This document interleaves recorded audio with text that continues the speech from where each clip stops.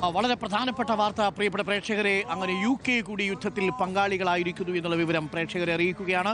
സെക്കൻഡുകൾക്ക് മുമ്പാണ് UK prime minister Starmer ഇപ്പോൾ യുദ്ധത്തിൽ പങ്കുചേരുകയാണ് എന്ന പ്രഖ്യാപനം നടത്തിയത്. ഇനി UKയുടെ വിമാനങ്ങൾ കൂടി ഇറാനെതിരായ യുദ്ധത്തിൽ പങ്കാളികളാകും. ഒരർത്ഥത്തിൽ പറഞ്ഞാൽ ഇറാൻ എന്ന ഒരൊറ്റ രാജ്യം 3 രാജ്യങ്ങൾക്കെതിരെ പടനയിക്കുകയാണ്. UK, ഇസ്രായേൽ, അമേരിക്ക, ഈ 3 രാജ്യങ്ങളും ഇറാനെതിരെ യുദ്ധം പ്രഖ്യാപിച്ചിരിക്കുന്നു. 3 രാജ്യങ്ങൾക്കെതിരെ ഒറ്റയ്ക്ക് പൊരുതുകയാണ് ഇറാൻ ഇപ്പോൾ അമേരിക്കയുടെ വ്യോമതാവളങ്ങളെയാണ് ആക്രമിച്ചത്.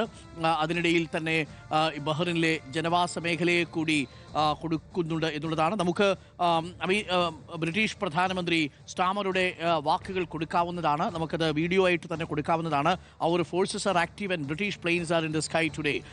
ബ്രിട്ടീഷ് വ്യോമസേനയുടെ വിമാനങ്ങൾ ഉണ്ടാവും ഇന്ന് ആകാശത്ത് ഈ പ്രതിരോധിക്കാൻ വേണ്ടി. As part of our coordinated regional defensive operations to protect our people, our interest and our allies എന്നുള്ളതാണ് പറഞ്ഞിരിക്കുന്നത്. ഞങ്ങളുടെ താല്പര്യങ്ങൾ, ഞങ്ങളുടെ സഖ്യകക്ഷികളെ, ഞങ്ങളുടെ ജനങ്ങളെ സംരക്ഷിക്കാൻ വേണ്ടി ബ്രിട്ടീഷുകാർ അവരുടെ വിമാനവും യുദ്ധത്തിലേക്ക് അയക്കുന്നു എന്നുള്ളതാണ്. ബ്രിട്ടീഷുകാർ അഥവാ ബ്രിട്ടനും പങ്കുചേരുന്നു. യുണൈറ്റഡ് കിങ്ഡം ഇപ്പോൾ പങ്കുചേരുകയാണ്. അങ്ങനെ 3 രാജ്യങ്ങൾക്കെതിരെയാണ് ഇപ്പോൾ ഇറാൻ യുദ്ധം നയിക്കുന്നത്. പിയാ സുനിൽ, ഇതെത്ര നേരം പോകും എന്നുള്ളത് പ്രധാനപ്പെട്ട രാജ്യമാണ്. 3 പ്രധാന ശക്തികളാണ്. 1 അമേരിക്കയും, 2 UKയും, 3 ഇസ്രായേലും. ഈ 3 രാജ്യങ്ങൾ ഇറാൻ എന്ന രാജ്യത്തിനെതിരെ പടനയിക്കുകയാണ്. 3:1 എന്ന നിലയിലാണ് ഇപ്പോൾ പോരാട്ടം.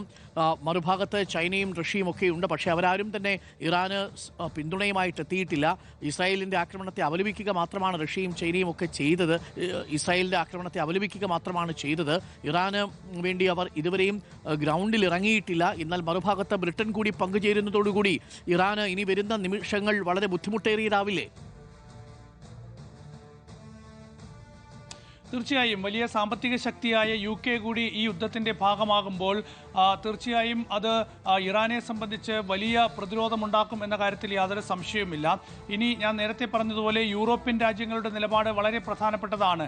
അമേരിക്കയ്ക്കപ്പുറത്ത് ഒരു നിലപാട് സ്വീകരിക്കാൻ ആ രാഷ്ട്രങ്ങളൊന്നും തന്നെ തയ്യാറാകില്ല. അപ്പോൾ ആ രാജ്യങ്ങൾ കൂടി ഈ യുദ്ധത്തിൻ്റെ ഭാഗമാകുമ്പോൾ റഷ്യ, ചൈന തുടങ്ങിയ രാജ്യങ്ങളുടെ നിലപാട് വളരെ പ്രധാനപ്പെട്ടതാകും.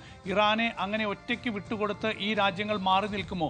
നേരത്തെ തന്നെ റഷ്യൻ പ്രസിഡന്റ് വ്ളാഡിമിർ പുടിൻ ഇറാന്റെ സുരക്ഷാ സമിതിയുമായി ചർച്ച നടത്തിയിരുന്നു.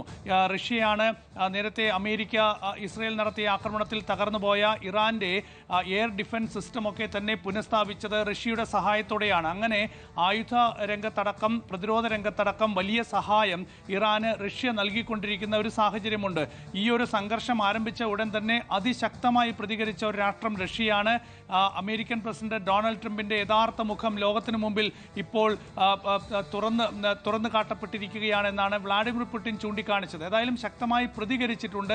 പക്ഷേ പ്രതിരോധ രംഗത്ത് ഇറാൻ എന്തെങ്കിലും ഒരു സഹായം പ്രഖ്യാപിച്ചുകൊണ്ട് വ്ളാഡിമിർ പുടിൻ, റഷ്യ രംഗത്ത് വരുമോ എന്ന കാര്യം വ്യക്തമല്ല. അതുപോലെ തന്നെയാണ് ചൈനയുടെ കാര്യം. ഒരു സൈനിക നീക്കം അമേരിക്കക്കെതിരെ ചൈന നടത്താനുള്ള സാധ്യതയും വളരെ കുറവാണ്. പക്ഷേ എല്ലാ യൂറോപ്യൻ രാജ്യങ്ങളും ഇപ്പോൾ UK അടക്കം ഈ യുദ്ധത്തിന്റെ ഭാഗമാകുമ്പോൾ ഒരു രാഷ്ട്രം, അമേരിക്ക മാത്രമല്ല, ആ യുദ്ധത്തിന്റെ ഭാഗമായി UK കൂടി വരികയാണ്. UK പ്രധാനമന്ത്രി തന്നെയാണ് അക്കാര്യം പ്രഖ്യാപിക്കുന്നത്. അപ്പോൾ UK കൂടി